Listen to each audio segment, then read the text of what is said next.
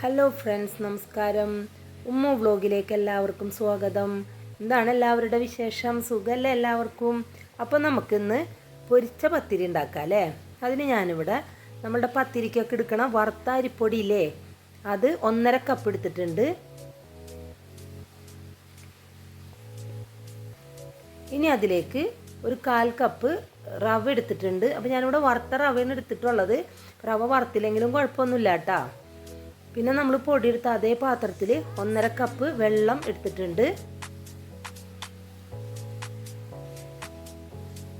ഇനി അതിലേക്ക് ആവശ്യത്തിനുള്ള ഉപ്പും 1 ടീസ്പൂണോളം വെളിച്ചെണ്ണയും ഒഴിച്ചു കൊടുത്തിട്ടുണ്ട്. ഇനി നമുക്കത് അടുപ്പത്ത് വെച്ച് നല്ലപോലെ ഒന്ന് തിളപ്പിച്ചെടുക്കാം കേട്ടോ. അപ്പോൾ ഞാൻ ഒന്ന് ഇളക്കിയിട്ട് മൂടി വെച്ചിട്ടുണ്ട്. പിന്നെ തുറന്ന് നോക്കിയപ്പോൾ നല്ലപോലെ തന്നെ വെള്ളം തിളച്ച് വന്നിട്ടുണ്ട്. ഇനി നമ്മൾ എടുത്തു വെച്ച പൊടിയില്ലേ, അത് അതിലേക്ക് ഇട്ട് കൊടുക്കുന്നുണ്ട്. നമ്മൾ പത്തിരിക്കൊക്കെ പൊടി വാട്ടണ പോലെ തന്നെ കേട്ടോ. ഇനി നമ്മുടെ വെള്ളം നമ്മുടെ പൊടിയിലൊക്കെ ഒന്ന് നല്ലപോലെ തിളച്ച് വന്ന് നല്ലപോലെ തന്നെ ഒന്ന് വെന്ത് വരട്ടെ കേട്ടോ. ഒന്ന് മൂടി വെച്ചിട്ടുണ്ട്. 2 സെക്കൻഡൊക്കെ കഴിഞ്ഞപ്പോൾ ഞാൻ തുറന്ന് നോക്കിയിട്ടുണ്ട്. നമ്മളെ പൊടിയിലേക്കൊക്കെ നല്ലപോലെ വെള്ളം തിളച്ചൊക്കെ വന്നിട്ടുണ്ട്. നല്ലപോലെ തന്നെ ഒന്ന് ഇളക്കിയൊക്കെ കൊടുക്കുന്നുണ്ട് കേട്ടോ.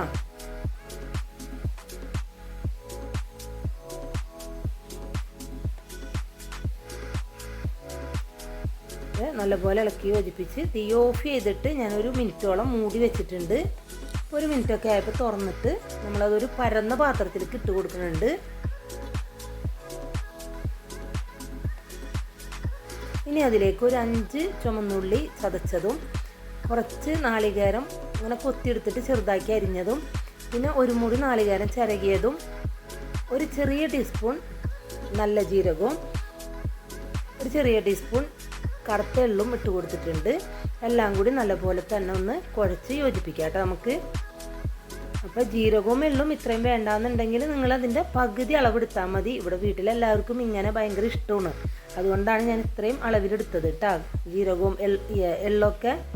അപ്പോൾ നല്ലപോലെ തന്നെ കുഴച്ചെടുത്തിട്ടുണ്ട്. അതിൽ നിന്ന് ഇതേപോലെ കുറച്ചെടുത്തിട്ടൊരു ബോളാക്കി എടുത്തിട്ട് നമുക്കതൊന്ന് പരത്തിയെടുക്കാം കേട്ടോ.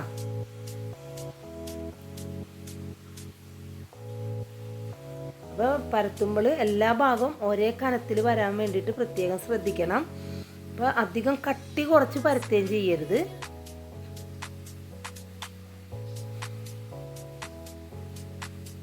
ഇനി ഇതുപോലെ ഒരു കട്ടർ വെച്ചിട്ട് ഞാനത് മുറിച്ചെടുക്കുന്നുണ്ട്.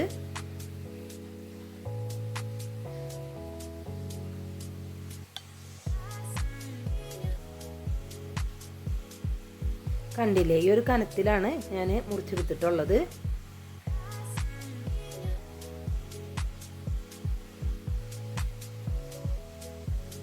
ബാക്കിയുള്ളതും ഞാൻ ഇതേപോലെ മുറിച്ചെടുക്കുന്നുണ്ട്.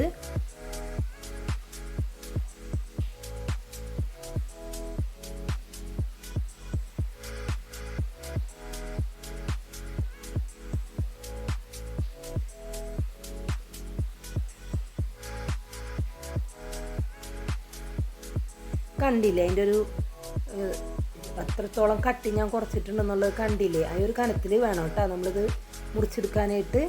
അങ്ങനെ ഞാനെല്ലാം പരത്തിയെടുത്തിട്ടുണ്ട്. എനിക്ക് 23 പത്തിരി കിട്ടിയിട്ടുണ്ട് കേട്ടോ.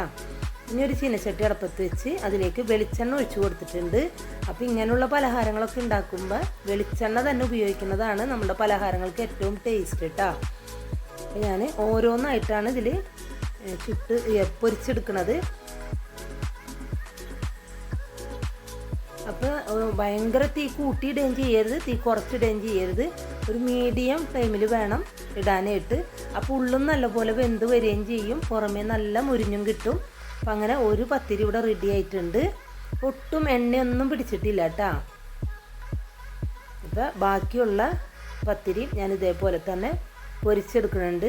ഇനിയിപ്പോൾ നിങ്ങൾക്കിത് പൊരിച്ചിട്ട് എല്ലാം ഇഷ്ടം, നമുക്ക് ചുട്ടെടുക്കണം എന്നുണ്ടെങ്കിൽ നമ്മളുടെ മൺചട്ടിയില്ലേ, വറക്കണൊക്കെ ചട്ടി, ആ ചട്ടിയിൽ അടപ്പത്ത് വെച്ചിട്ട് നമുക്കിത് ചുട്ടു കൊടുക്കാം കേട്ടോ. അതും നല്ല രസം തന്നെയാണ്.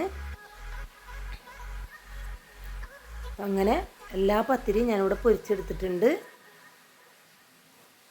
അപ്പോൾ നല്ല ടേസ്റ്റി ആയിട്ടുള്ള നമ്മളുടെ ചായക്കടയിൽ നിന്നൊക്കെ കിട്ടുന്ന റൊട്ടി അല്ലെങ്കിൽ പൊരിച്ച പത്തിരി, പിന്നെന്താ വെളിച്ചെണ്ണ പത്തിരി എന്നൊക്കെ ഇതിനെ പറയൂ കേട്ടോ.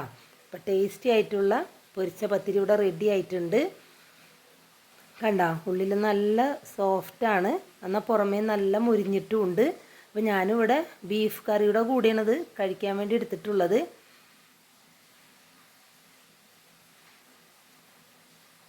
ബീഫ് കറിയുടെ കൂടെയൊക്കെ നല്ല ടേസ്റ്റാണ് കേട്ടോ ഇത് കഴിക്കാനായിട്ട്. അപ്പോൾ എന്തായാലും വീട്ടിൽ നിങ്ങളെല്ലാവരും ഇതുപോലെ തന്നെ ചെയ്ത് നോക്കണം. എന്നിട്ട് ഇതിൻ്റെ അഭിപ്രായം കമൻറ്റിലൂടെ എന്നെ അറിയിക്കുകയും വേണം. എൻ്റെ ചാനൽ ആദ്യമായിട്ട് കാണുന്നവരാണെങ്കിൽ എന്നെ സബ്സ്ക്രൈബ് ചെയ്യാനും ലൈക്ക് ചെയ്യാനും ഷെയർ ചെയ്യാനും മറക്കരുതേ. എന്നെ സപ്പോർട്ട് ചെയ്യണേ. അപ്പോൾ അടുത്തൊരു വീഡിയോ ആയിട്ട് ഞാൻ വരുന്നതാണ്. എൻ്റെ വീഡിയോ കാണുന്ന എല്ലാവർക്കും നന്ദി, നമസ്കാരം.